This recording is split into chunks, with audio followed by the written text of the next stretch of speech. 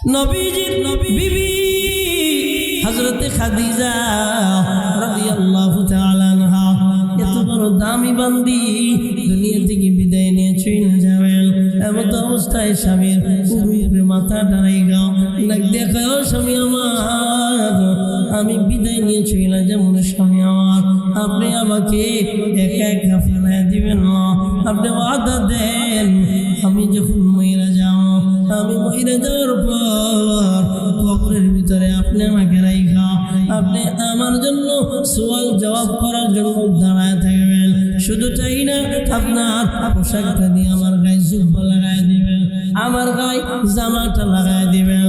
ও নবী আমার, আমি কেমন অন্ধকার কবরে থাকবো শ্বশুরে এটা আমি আমার এক মাই এক মুষ্টি টাকা দুইজনে আল্লাহ কবুল করো, চিল্লা বলেন আমিন।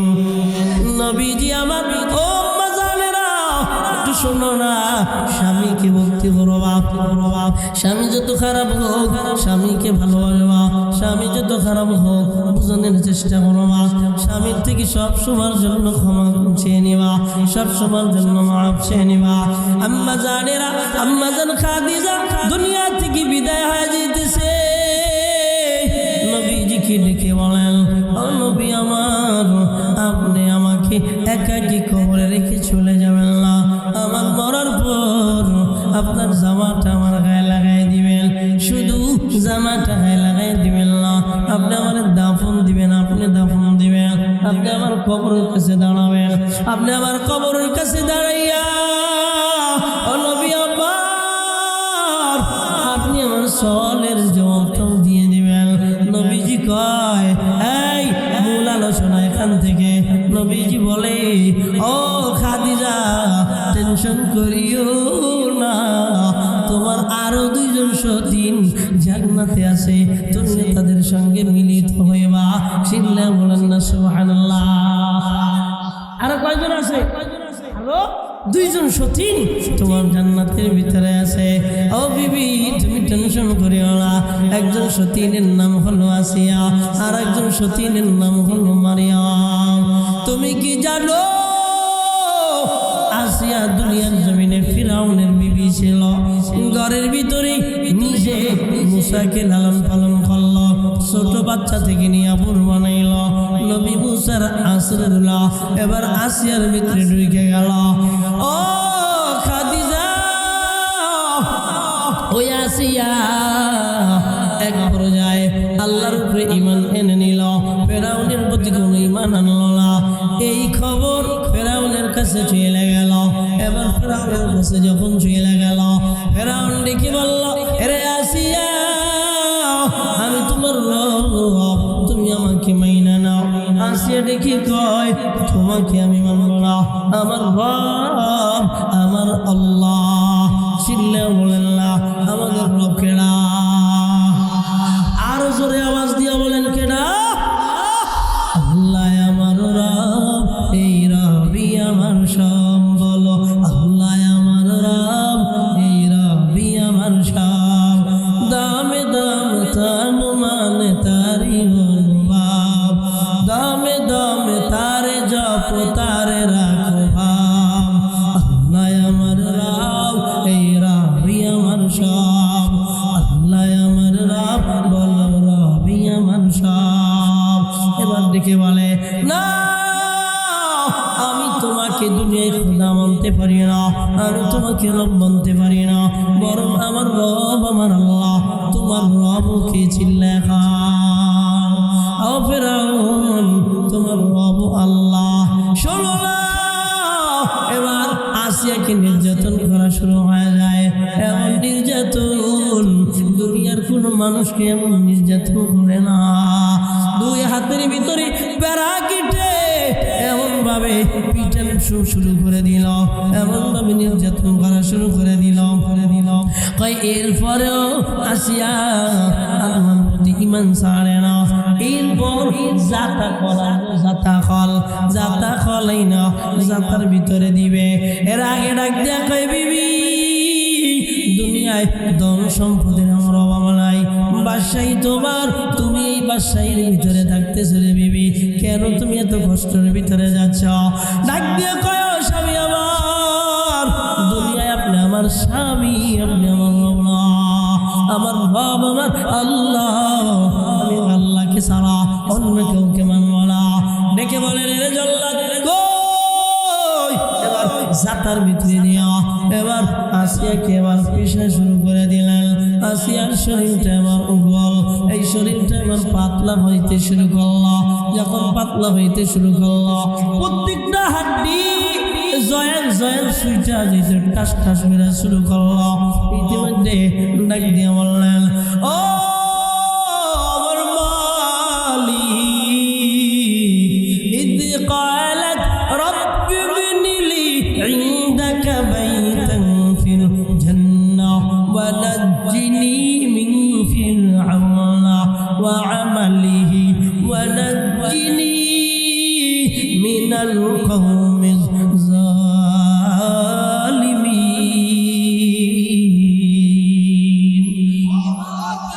ফিরাউনের নির্যাতনে এবার আসিয়া ওই জায়গায় বৈশা ডাক দেখায়, আল্লাহ তোমার জন্য তো আমার জীবনটা দিয়ে দেবার লাগছে রে আল্লাহ, আমার যে জান্নাতে বালাখানা দিবে এটা আমি জানি, সন্দেহ নাই ও আমার মালিক, তবে ওই বালাখানাটা একটু তোমার কাছে আমার দিও। সুবহানাল্লাহ বলেন, তোমার কাছে আমাকে দিও।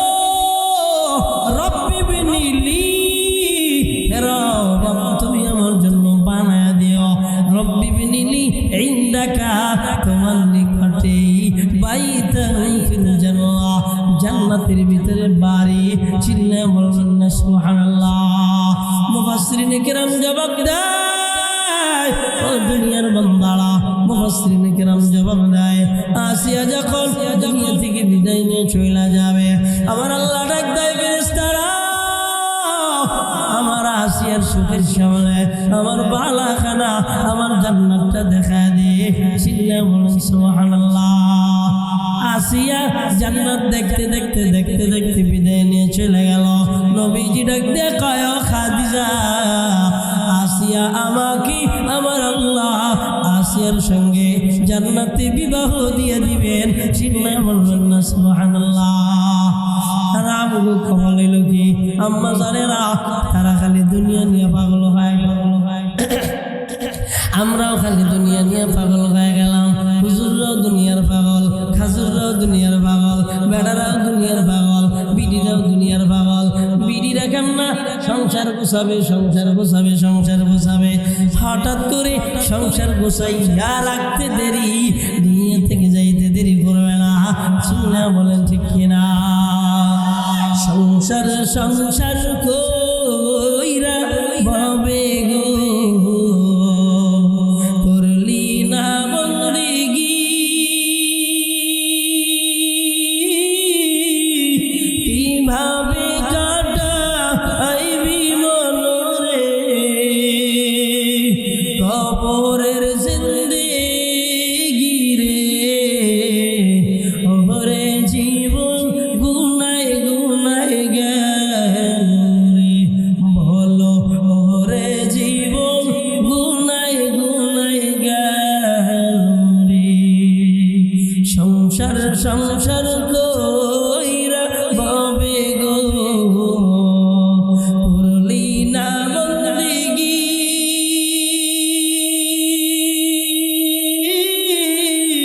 কিভাবে কাটাইবি মনরে, কবরের জিন্দেগি রে, ওরে জীবন গুনায় গুনায় গেল রে, ওরে জীবন গুনায় গুনায় গেল রে। নিঃশ্বাসের বিশ্বাস কইরা গো, বাদলাম বাড়ি ঘর,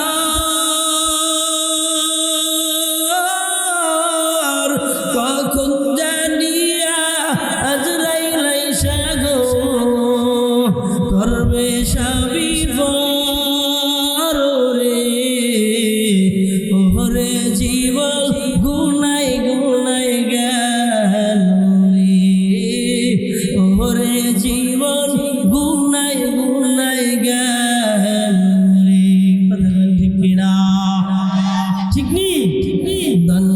সম্পদের মায় পইরা গো ডাকলা না মওলা রে কিভাবে কাটাইবা মনরে অন্ধকার কবরে রে ওরে জীবন গুনাই গুনাই গেল রে ওরে জীবন গুনাই গুনাই গেল রে বাড়ির পাশের পুকুর পারে গো বাদবি বাসির ঘর